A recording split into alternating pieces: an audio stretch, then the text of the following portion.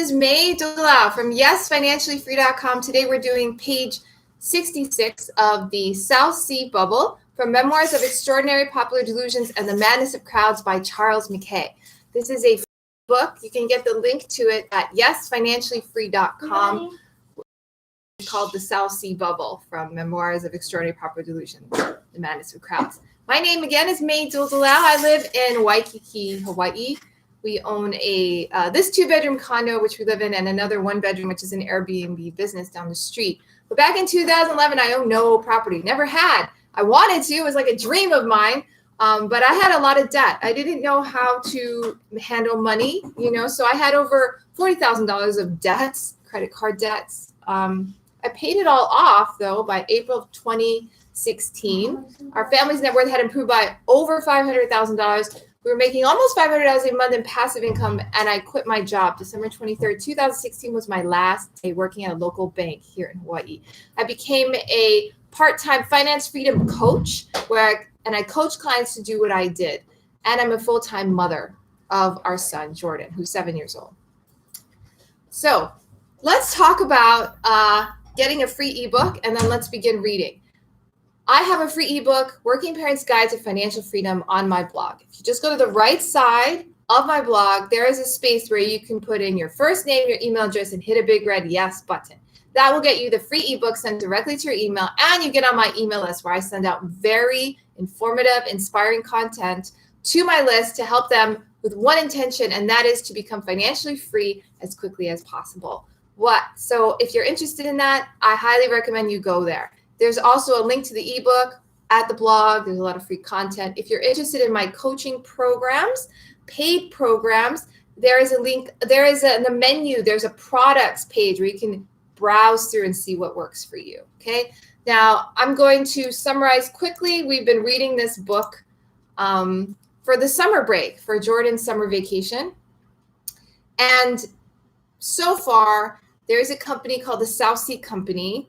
It is a trading company. They send ships to ports, they get goods, they bring it back to England and sell it for a profit. Now, they actually do this business. However, they don't do it very often because Spain controls a lot of the ports they want to go to, and Spain levies a very high tax on all of their profits and doesn't let them go very often. Now, even though they're not super profitable, they've taken on the national debt of England because England got into debt, all right? They've taken on that debt, so their shares went up. Now their shares are going down because people are understanding now that there's been a lot of greed. People wanted to get rich quick, all this stuff. And the company really isn't that profitable, although I don't think that's what's making people leave. They're leaving because they know that in the end, this is not going to work out for them. A lot of people have been losing money because they bought high, selling low. So let's begin, all right?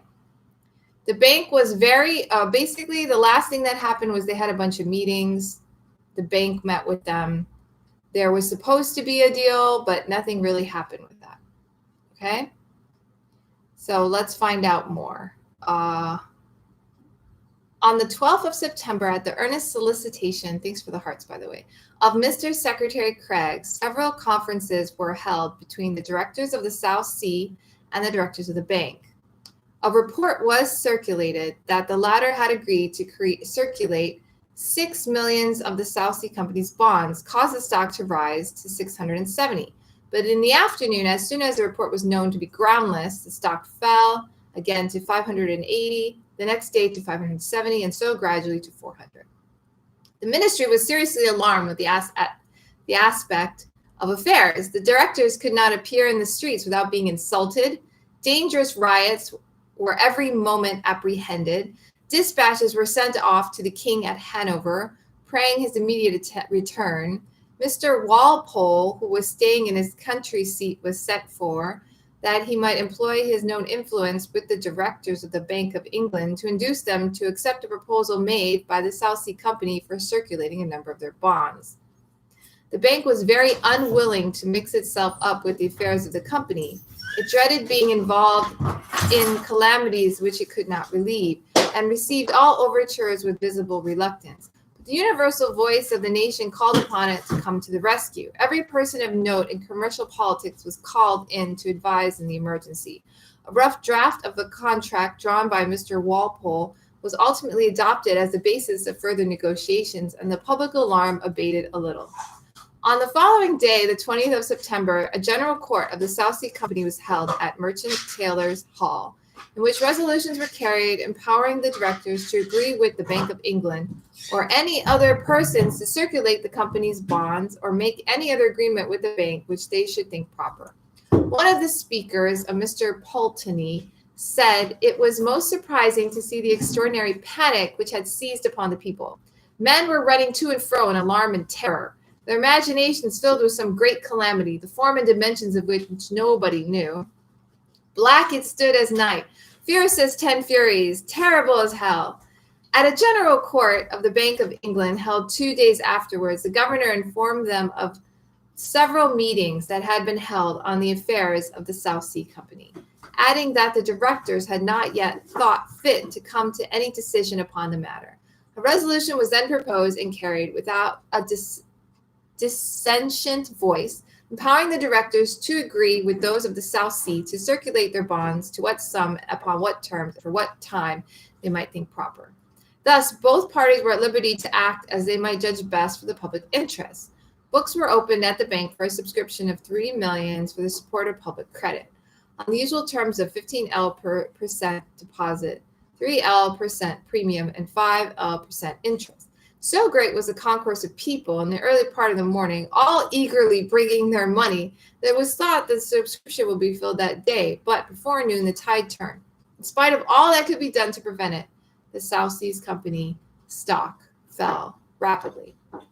Their bonds were in such discredit that a run commenced upon the most eminent goldsmiths and bankers, some of whom, having lent out great sums upon South Sea stock, were obliged to shut up their shops and abscond. The Swordblade Company, who had heretofore been the chief cashiers of the South Sea Company, stopped payment. This being looked upon as the beginning of the evil, occasioned a great run upon the bank, who were then now obliged to pay out more money much faster than they had received it upon the subscription in the morning. The day succeeding was a holiday, the 29th of September, and the bank had a little breathing time. They bore up against the storm, but their former rivals, the South Sea Company, had wrecked upon it. Their stock fell to 150, and gradually, after various fluctuations, to 135. The bank, finding they were not able to restore public confidence and stem the tide of ruin without running the risk of being swept away by those they intended to save, declined to carry out the agreement into which they had partially entered. They were under no obligation whatever to continue, for the so-called bank contract was nothing more than a rough draught of an agreement in which blanks had been left for several important particulars, and which contained no penalty for their secession.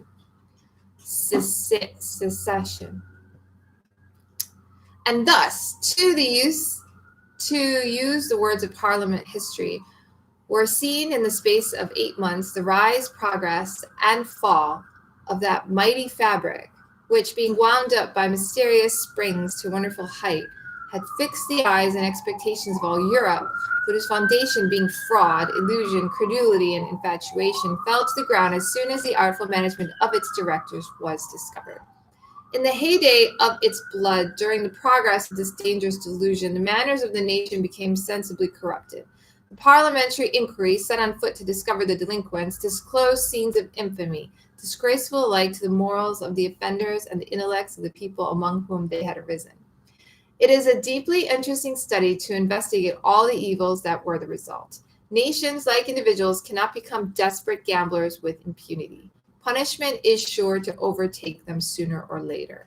A celebrated writer is quite wrong when he says that such an era as this is the most unfavorable for a historian, that no reader of sentiment and imagination can be entertained or interested by a detail of transactions such as these, which admit of no warmth, no coloring, no embellishment. A detail which only serves to exhibit an inanimate picture of tasteless vice and mean degeneracy. On the contrary, Smollett might have discovered it. If he had been in the humor, the subject is capable of inspiring as much interest as even a novelist can desire. Is there no warmth in the despair of a plundered people? No life and animation in the picture which might be drawn of the woes of hundreds of impoverished and ruined families, of the wealthy of yesterday become the beggars of today, of the powerful and influential changed into exiles and outcasts, and the voice of self-reproach and imprecations resounding from every corner of the land? Is it a dull or uninstructive picture to see a whole people shaking suddenly off the trammels of reason, running wild after a golden vision, refusing obstinately to believe that it is not real, till, like a deluded hind running after an ignis fatuus, they are plunged into a quagmire? But in this false spirit has history too often been written. The intrigues of unworthy courtiers to gain the favor of still more unworthy kings, or the records of murderous battles and sieges have been dilated on and told over and over again with all the eloquence of style and all the charms of fancy, while the circumstances which have most deeply affected the morals and welfare of the people have been passed over with but slight notice, as dry and dull, and capable of neither warmth nor coloring. There's a caricature of the evil Solomon epid among the rabble rout that beggars did on coal-back wilt princes walk on foot. South Sea has verily the same, tore mighty men of late and brought to poverty and shame. Why scoundrels tighten fate. I'm not sure what that says. Okay, we're going to stop here. Thank you so much for being on today's live. We're stopping at page 69. So we're going to continue with 69 tomorrow. Have a great day. Aloha. Thank you for being on. If you are on YouTube, please subscribe to the channel. I appreciate it, and you will get notifications when I'm live again. I read at the same time every weekday, 7:45 a.m. Hawaii time. Thank you. Have a great day, and check out the blog for the link to the book and read yourself. Aloha. Thank you so much. If you're on